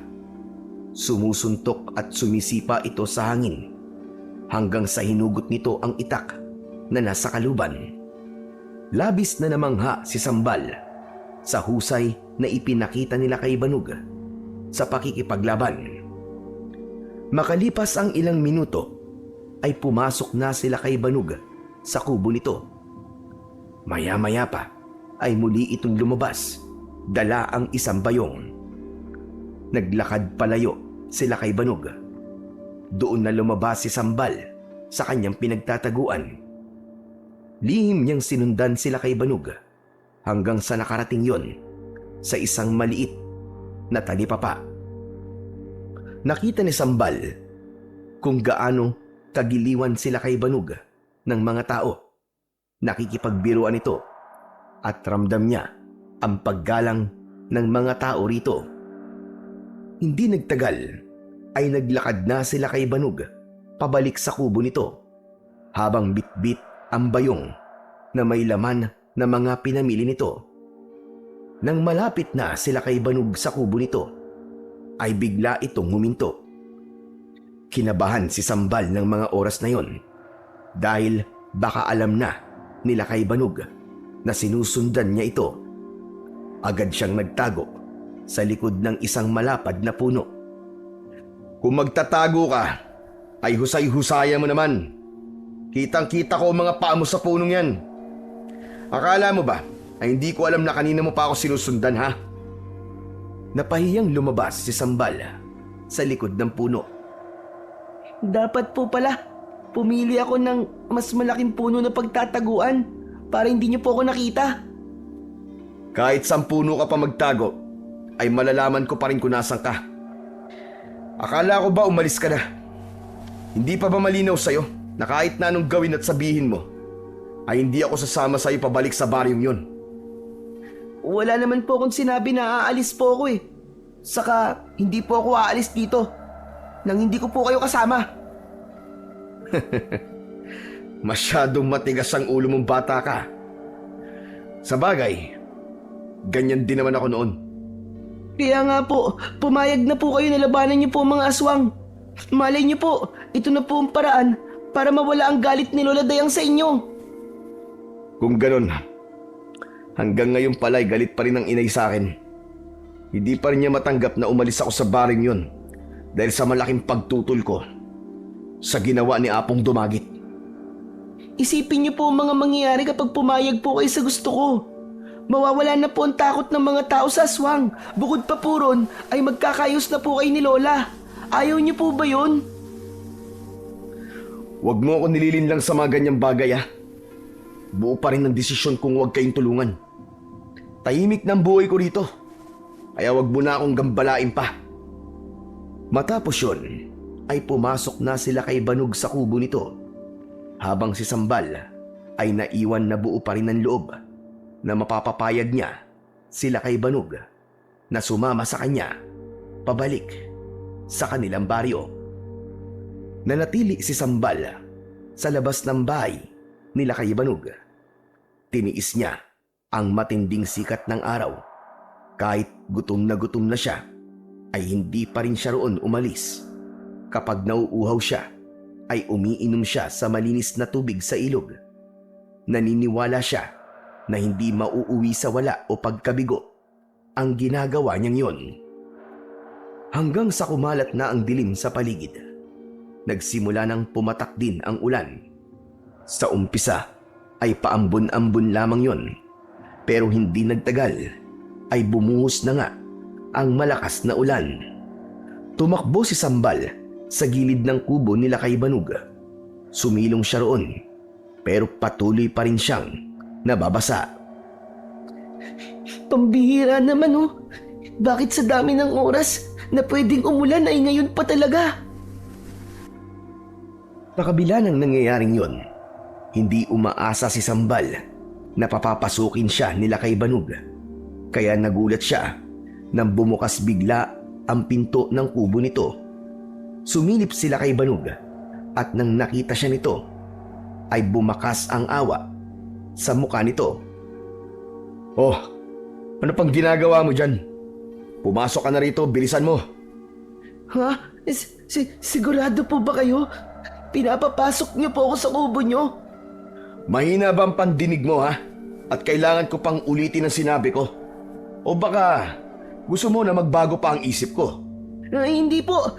Papasok na po ako. Salamat. Nagmamadaling pumasok si Sambal sa kubo nila kay Banog. Agad namang isinarado nila kay Banog ang pinto at inabutan siya nito ng makapal at malaking tela upang tuyuin niya ang kanyang sarili. Habang nakaupo si Sambal sa isang sulok, ay inabutan siya ni Lakay Banog ng basong gawa sa kawayan. O ito, uminom ka muna ng salabat para mainitan ang sikmura mo. Pagkatapos ay kumain ka, dahil alam ko na simula nang dumating ka rito ay hindi ka pa kumakain. Magpasalamat ka dahil kadugo kita at may awa akong nararamdaman para sa'yo. Maraming salamat po, Tiyo. Marang ininom ni Sambal ang salabat. Ipinaghain siya ni Lakay Banog ng pagkain at kumain na siya. Bukas ng umaga, umalis ka na ha. Bumalik ka na sa baryo nyo. Pasensya na po. Pero hindi po talaga ako aalis nang hindi po kayo kasama. Anak ng teteng talaga, oo. Napakatigas ng ulo mo. Teka nga, ano bang dahilan mo? At napakatindi ng pagnanais mong pumayag ako sa gusto mo. Naawa na po kasi ako talaga sa mga tao sa baryo natin eh. Oo, 1 taon po kaming ligtas sa mga aswang. Pero alam ko na lahat kami nag-iisip na baka sa susunod na gabi po na pag-aalay ay kami na po ang susunod na iaalay sa mga aswang. Gusto ko na pong matapos ang ganong pangyayari. Mabuti ka pa. May malasakit sa inyong kapwa. Hindi gaya ni Apon Dumagit na mas piniling makipagkasundo sa mga aswang. Hindi nyo rin po masisisi si Apon Dumagit. Alam ko na labag po yun sa kanyang kagustuhan, pero natatakot lang po siya. Mas pinili niya po na 1 buhay na lang po kada taon ang kunin ng mga aswang. Dahil sa oras po na hindi niya po gawin yun, maraming buhay po mawawala kung hindi po siya pumayag sa kasunduan nila ni Gubatan. Nag-aalala rin po siya sa inyo na baka may mangyaring masama po sa inyo kapag ipinagpatuloy niyo pa po ang pakikipaglaban sa mga aswang. Kahit na.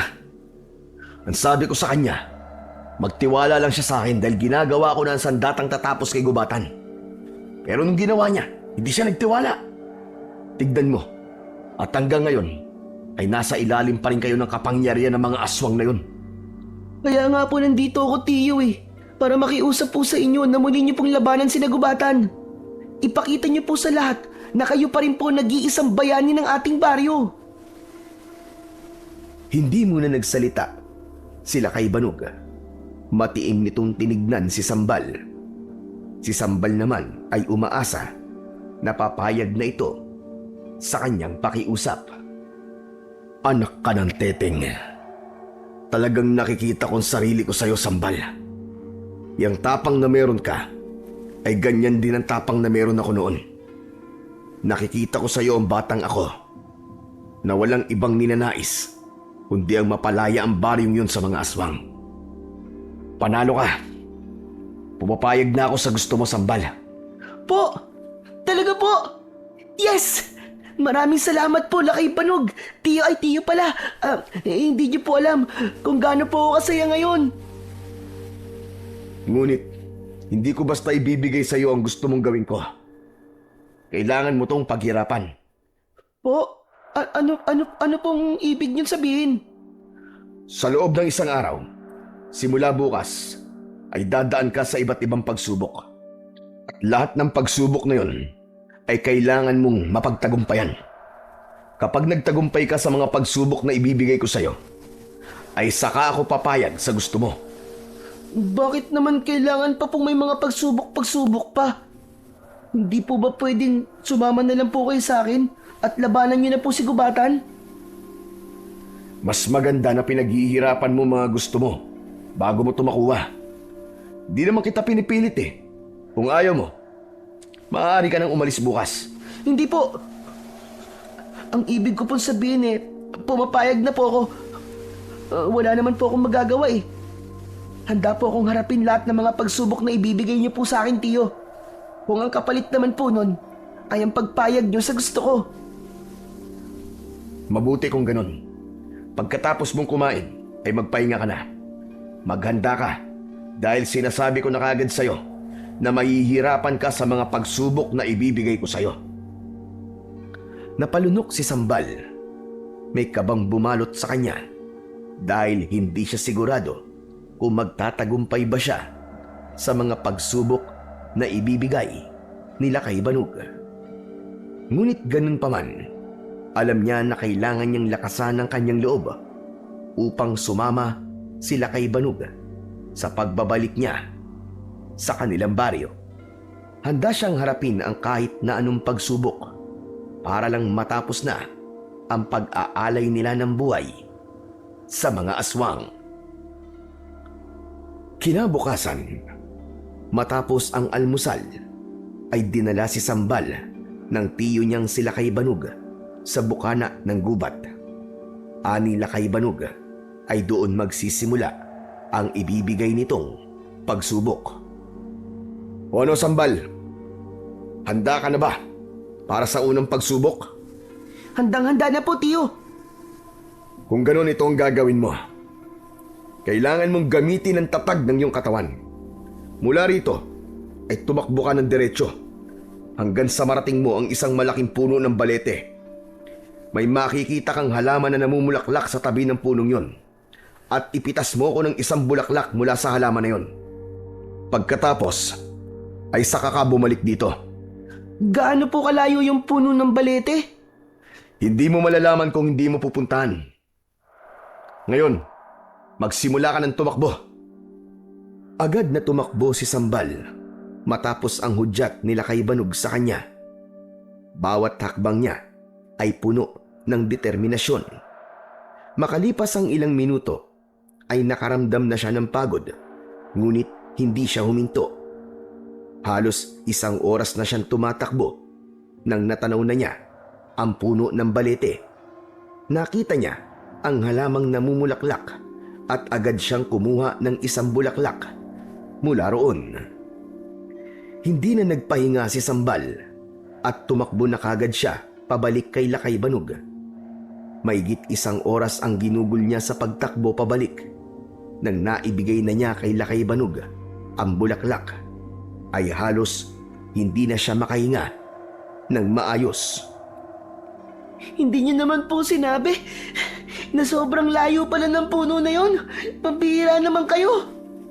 Hindi ko sinabi dahil kailangan mo matutunan na sumugal kahit wala kang ideya kung mananalo ka o hindi. Napagtagumpayan mo ang unang pagsubok. Ngayon naman, maghanda ka na sa susunod. May kasunod po kagad. Baka naman po pwedeng magpahinga muna ako, tiyo. Kung sumusuko ka na, wala namang problema. Hindi po. Sige lang po. Sabihin niyo na rin po sa akin ang susunod na pagsubok. Sunod-sunod niyo na po para matapos na po tayo kaagad. Matapos yun, ay dinala si Sambal ng tiyo niyang sila kay Banog sa parte ng ilog kung saan malakas ang agos ng tubig. Umupo si Sambal sa gitna ng rumaragas ang tubig. Ang kailangan niyang gawin ay 1 oras siyang nakaupo roon at hindi siya dapat tangayin ng malakas na agos ng tubig. Napagtagumpayan naman yun ni Sambal. Sunod na ginawa ni Sambal ay pinatayo siya sa sanga ng isang mataas na puno gamit lamang ang isang paa. Kailangan niyang magbalanse roon at 1 oras din ang itinagal niya roon. At gaya ng mga naunang pagsubok ay nagtagumpay din ang batang si Sambal. Alam ni Sambal na ang kagustuhan niyang maisama sila kay Banog sa kanilang baryo ang dahilan kung bakit siya nagtatagumpay sa mga pagsubok kahit tila imposible yung magawa ng isang bata na kagaya niya. Nang natapos na ang huling pagsubok, ay halos hindi na maramdaman ni Sambal ang sarili niyang katawan. Nanginginig ang buong katawan niya dahil sa labis na pagod. Hindi nagtagal ay lumapit sila kay Banog kay Sambal habang nakaupo siya sa hagdan paakyat ng kubo nila kay Banog. Mahusay ang ipinakita mo, Sambal. Pinatunayan mo sa akin na kahit bata ka, ay matatag na ang iyong katawan. Ngayon, Sambal, Ipagkakaloob ko sa iyo ang aking agimat at ang sandata na matagal ko nang nililinang para maging sandatang papatay kay gubatan. Teka, sandali lang po.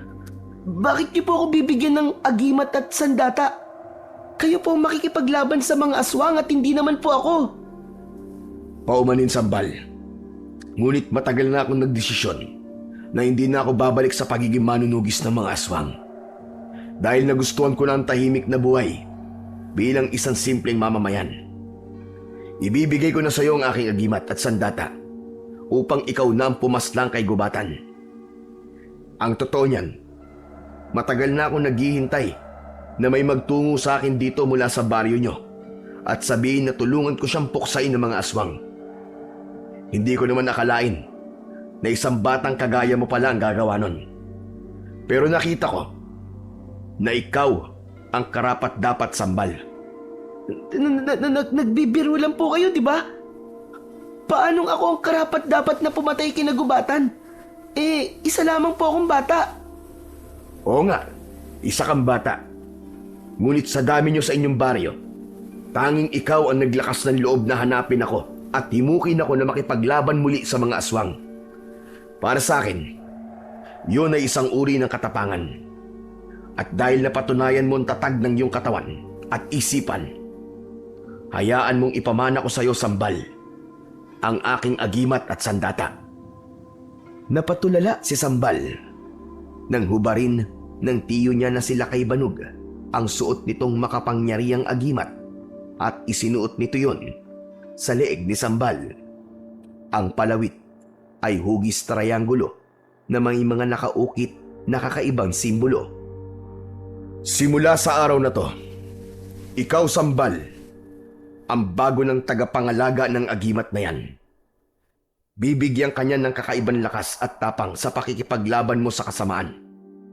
At ang itak naman na ito, na may basbas ng isang makapangyarihang diwata, ay ipinagkakaloob ko rin sa iyo. Ito ang sandatang itinakda ng diwatang yon, natatapos sa kasamaan ni gubatan. Ang tanging kailangan mo lamang gawin ay itarak ito sa kanyang puso. At kapag nagawa mo yon, ay hindi lang si gubatan ang mamamatay, kundi lahat ng mga aswang na tagasunod niya. Inabot nila kay Banog ang itak na nasa kaluban. Bagamat may pag-aalinlangan, ay tinanggap pa rin yun ng batang si Sambal. Hindi makapaniwalang tinignan ni Sambal ang hawak niyang itak.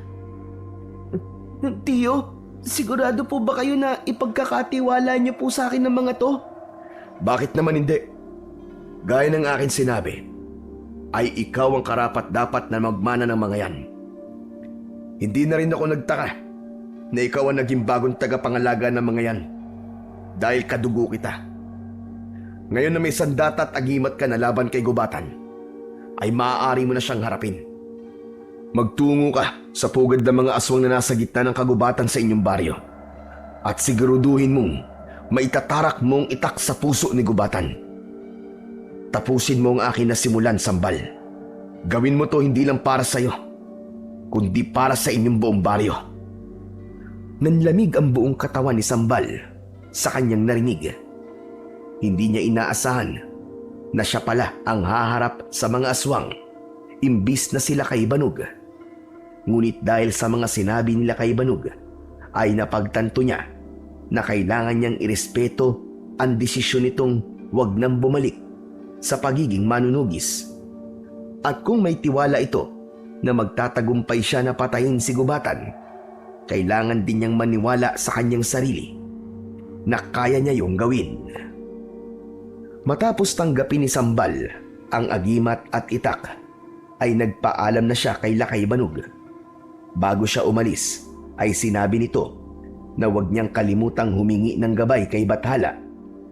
Ayon pa dito, ang dasal at pananampalataya pa rin ang pinakamalakas na sandata sa lahat laban sa kasamaan. Habang naglalakad si Sambal pabalik sa kanilang baryo, ay bumuo na siya ng plano sa kung ano ang mga dapat niyang gawin. Hindi pa ako pwedeng bumalik sa bahay namin Dahil kapag nakita ni Lola Dayang na nasa akin ang agimat at itak nila kay Banog at nalaman niya na ako ang haharap kay Gubatan, ay siguradong pipigilan niya ako. Kung ganun, mamayang gabi ay kailangan ko nang harapin si Gubatan.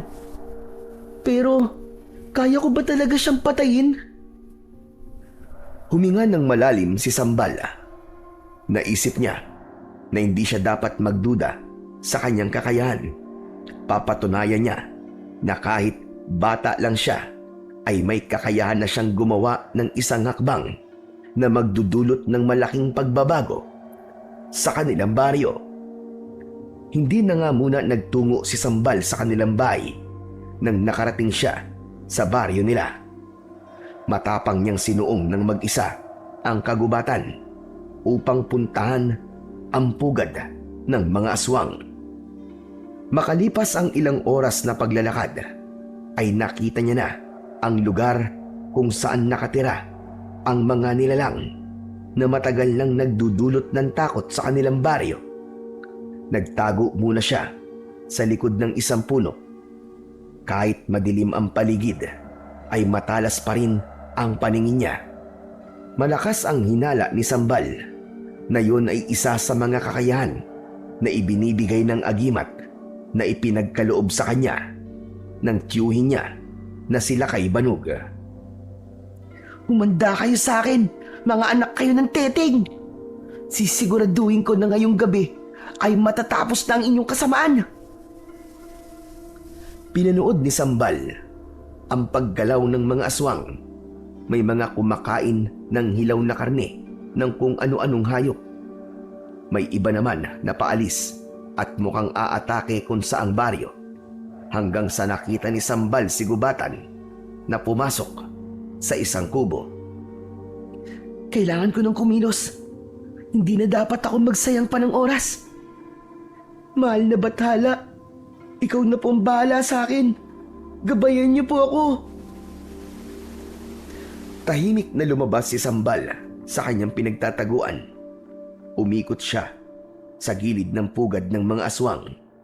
Muli siyang nagtago sa likod ng puno na malapit sa kubo kung saan pumasok si Gubatan. Hindi niya kinalimutan na kailangan niyang maitarak ang itak sa puso ng pinuno ng mga aswang. Nang masiguro niya na walang aswang ang nakatingin sa gawin niya, ay saka siya mabilis na pumasok sa kubo ni Gubatan. Nagulat si Gubatan nang makita si Sambal. Ikaw na naman! Hindi ba't ikaw yung batang gumambala sa gabi ng pag-aalay? Tama ka. Ako nga yun. At ako rin natatapos sa iyong kasamaan, Gubatan. Papatayin kita. Mahusay ka palang magpatawa. Naaaliw ako sa'yo. Ano naman ang laban ng isang batang kagaya mo sa isang aswang na katulad ko? Masyado kang matapang. At yung katapangan mo na yan ang papatay sa'yo. Nagkakamali ka. Dahil ikaw ang mamamatay. At hindi ako. Ayoko magsayang ng oras sa'yo. Pero lamang tiyan ka rin. Tamang-tama. Hindi pa ako kumakain ngayong gabi. Mabilis na sumugod si Gubatan kay Sambal. Ngunit sa paningin ni Sambal ay mabagal ang paggalaw ng aswang. Nagawa niyang makayuko ng akmang kakalmutin siya ni Gubatan. Habang nakayuko si Sambal, ay buong lakas niyang hiniwa ang tiyan ni Gubatan gamit ang itak. Nanlalaki naman ang mga matang napaatras si Gubatan habang sapu-sapo ang malaking sugat sa tiyan. Hindi!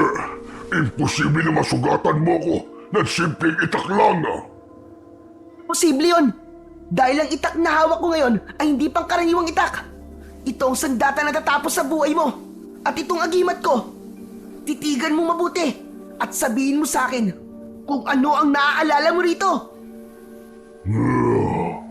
Ang agimat na yan, hindi ko yan maaaring makalimutan. Yan ang agimat nila kay Banog. Tama ka. Ipinagkaloob na to sa akin nila kay Banog at sinabi niya na ako ang tatapos sa kanyang sinimulan. Natatakot na ba sila kay Banog na harapin ako? Kaya ipinagkatiwala niya sa isang bata ang pagpaslan sa akin? Isang kaduwagan!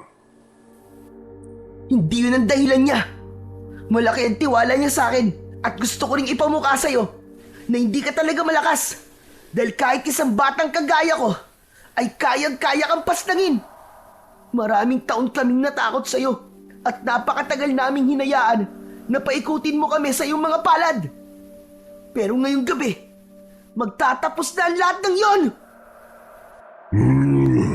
Masyado ka ng maraming sinasabi. Sisiguraduhin ko na pagsisisihan mo ang iyong kapangasan!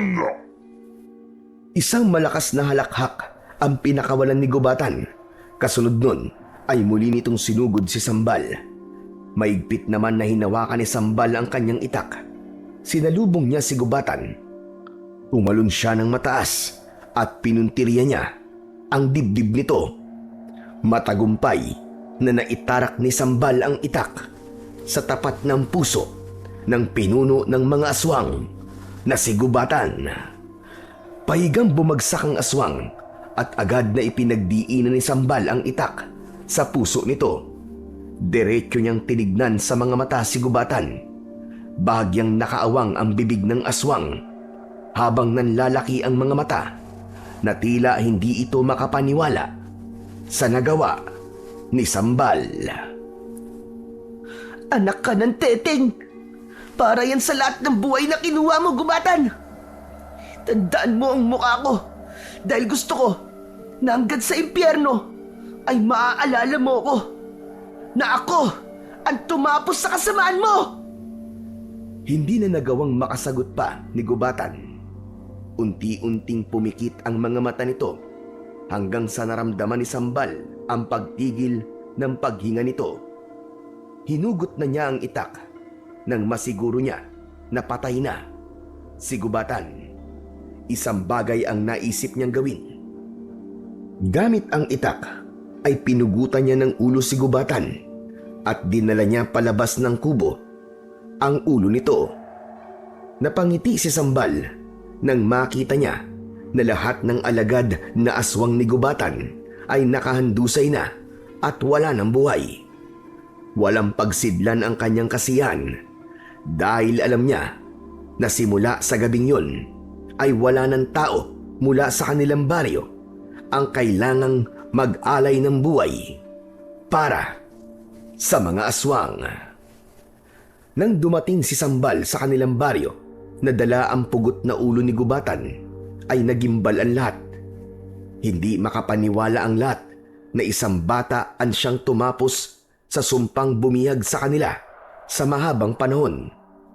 Ikinuwento ni Sambal kay Apong Dumagit at sa mga nakatatanda kung paano niya pinatay si Gubatan at kung paano siya tinulungan ni Lakay Banog.